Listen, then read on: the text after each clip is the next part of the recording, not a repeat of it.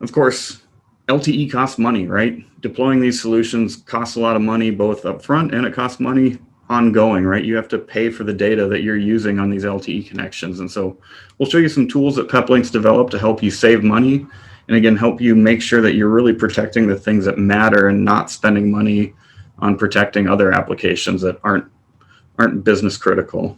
May not need that absolute bulletproof protection, but I still want that seamless handoff. So all you have to do is select the applications and tell it which profile that you've set up to send it to. And that's really it. So again, this helps protect and make sure that you're not using that cellular connection for non-important applications. Some other money-saving features. Just on the cellular side, we want to make sure no single user really blows through a data bucket that's being shared with other users. So I can set up bandwidth allowance monitor here. So I can manage this in a way that's going to make sure that, again, no user goes over their limit. Maybe it's 5 gigs a month, maybe it's 1 gig a month, whatever your threshold is. You don't want a single user crossing. You can set this up. You can get email notifications before that happens. And then you can choose what happens when you do cross that threshold. Do you leave it up? Do you shut it down? Maybe you leave it up and you call the user, right? You get a notification, you call them, you figure out what's going on. Either way, you've got control over that experience and what happens then.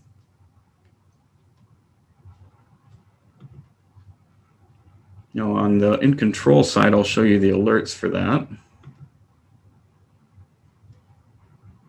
So if we go to notifications here,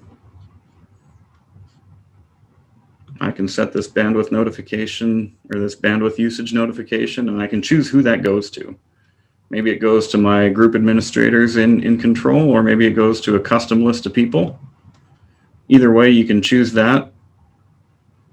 So you can alert on something like that where, a user is actually chewing up all that bandwidth so that you can react appropriately.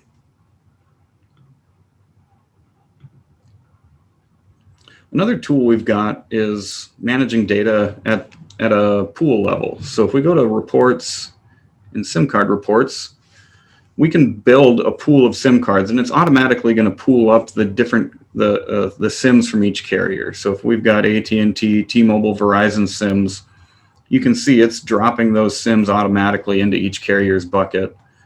And then we can just set up, each carrier we might have a different data plan on. So maybe with Verizon, we've got 100 gigs that's shared across these SIMs. Cool. I can tell it the start date. I've already pre-configured this, so when you set it up, you can choose that start date. But regardless, you can choose, again, what happens when you hit those thresholds, where you start alerting. So maybe I want to know when I've had half my bucket exhausted, 75%, and then right before I actually do it. So you can choose which thresholds you're getting notified at. Again, you're choosing who's getting notified. You've got some customization on the message that actually gets sent out. And then you can choose, do I shut these SIMs down at that point? Or do I leave them going?